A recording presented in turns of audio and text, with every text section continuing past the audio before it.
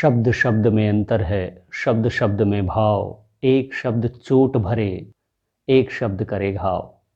नमस्कार दोस्तों, आज हम जानेंगे नाद और अनुनाद के बारे में। जी हाँ, ये भी ध्वनियाँ और वॉइसेस हैं, यानी आवाज़ हैं, लेकिन ये नाद और अनुनाद कैसे हो जाती हैं। वैसे नाद को इंग्लिश में नॉइस भी बोलते हैं, वॉइस भी बोलते हैं और ध्वनि भी बोलते हैं। लेकिन ये नाद क्या है? जब कोई वस्तु के कण टकरा कर लगातार वाइब्रेशंस उत्पन्न करते हैं, यानी कंपन उत्पन्न करते हैं, और वो लगातार हमारे कानों को सुनाई देते हैं, तो हम उसे कहते हैं नाद। हालांकि ये नाद की जो ध्वनि होती है वो उच्च होती है, यानी उच्चता भरी होती है, तेजी से बोला जाता है। जैसे नारा लगाना, कोई स्लोगन बोलना, भारत माता की जय, वंदे मातरम, भारत माता की जय, वंदे मातरम, गर्जन होती है। जैसे शेर जब दहाड़ता है तो गर्जन करता है, तो एक नाद आती है। तो ये नाद क्या है? जब कोई शब्द बोलते हैं तो वो शब्द बार बार जब बोला जाए तो मुंह से नाद उत्पन्न होता है, यानी शब्दों में जो वर्ण प्रयोग होते हैं उन वर्णों के उच्चारण से जो कंपन उत्पन्न होता है उससे शब्द निकलते हैं, और बार बार वही वर्ण उसी शब्द को बोलते जाते हैं तो वो वाइब्रेशंस लगातार निकलती रहती है, जिसकी तीव्रता या उच्चता के कारण गर्जन होता है, और हम उसे कहते हैं नाद। जी हाँ, जैसे आप वाद्य यंत्र देखते हैं, वाद्य यंत्र में एक दो बार आप बजाएंगे तो आपको ध्वनियाँ सुनाई देंगी, लेकिन लगातार कोई धुन बजाते हैं तो नाद निकलता है।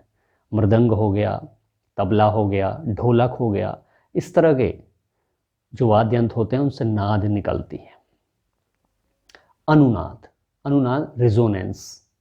आपने देखा है जैसे घंटी बजाते हैं, आपने देखा होगा स्कूल की घंटी या कोई भी घंटी बजाने के बाद जब आप घंटी बजाते हैं तो वो घंटी बजाने पर तो हमें नाद सुनाई देता है, उसकी आवाज़ ध्वनि जो डायरेक्ट सुनाई देती है, लेकिन उसके बाद भी उस वस्तु में कंपन होता है और कुछ धीरे धीरे आवाज़ सुनाई देती है, जिसे अनुनाद कहते हैं। हम प्रतिध्वनि भी कह सकते हैं। जैसे आप रेल की पटरी पर देखें, जब ट्रेन चलती है तो हमें नाद सुनाई देगी, लेकिन उसके जाने के बाद तक वाइब्रेशंस जो हमें ध्वनि के रूप में सुनाई देती है वो अनुनाद होता है। तो बहुत सारी चीज़ें ऐसी हैं जिसमें अनुनाद पैदा होता है। हम नाद करेंगे लेकिन अनुनाद पैदा होता है। जैसे मैं आपको एक उदाहरण बताता हूँ।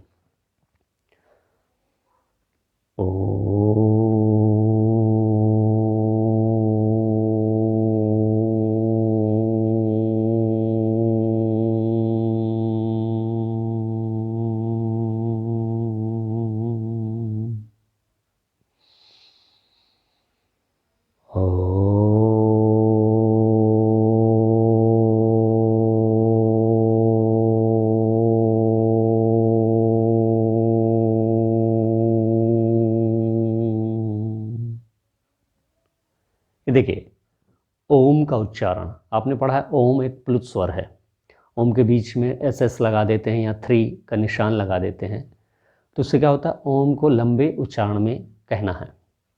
तो इससे हम ओम जो आवाज़ डायरेक्ट आपको सुने वो नाद है। लेकिन आप महसूस कीजिए, आपके अंदर उस वर्ण के उच्चारण के पश्चात आपके अंदर ऐसे लगता है वो कंपन है या कंपन उत्पन्न हो रहा है, उसे अनुनाद कहेंगे।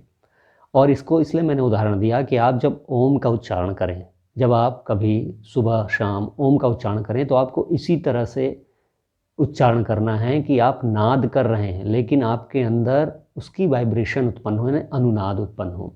तो कुछ ऐसे हैं, इसीलिए मंत्रों में शक्ति है। कहते हैं मंत्र देखने से शक्ति नहीं मिलती या उसे पढ़ने से शक्ति नहीं मिलती, उस मंत्र का उच्चारण करने से शक्ति मिलती है।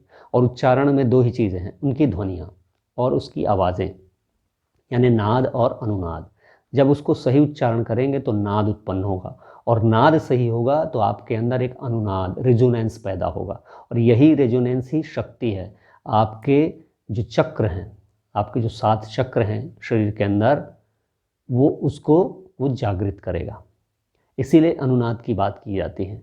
आप जैसे घर में कोई बर्तन होता है, बर्तन को आवाज़ करें, आवाज़ करने के बाद तो सुनाई तो देगा ही, लेकिन आवाज़ करते करते सुनाई देगा और आवाज़ करने के बाद भी कुछ वाइब्रेशंस होते हैं और वो सुनाई देता है। झन,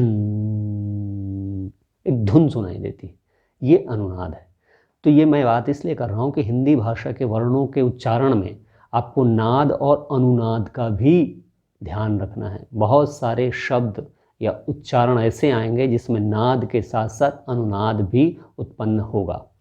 अभी घोष, अघोष, अल्प प्राण, महाप्राण जैसे वर्णों का भी उच्चारण सुनेंगे। यहाँ भी आपको महसूस होगा कि कहाँ नाद करना है, कहाँ अनुनाद करना है। तो आज आपने जाना कि वर्णों के उच्चारण में नाद और अनुनाद क्या है। आज के लिए इतना ही, अगले एपिसोड में फिर मिलते हैं। तब तक के लिए जय हिंद।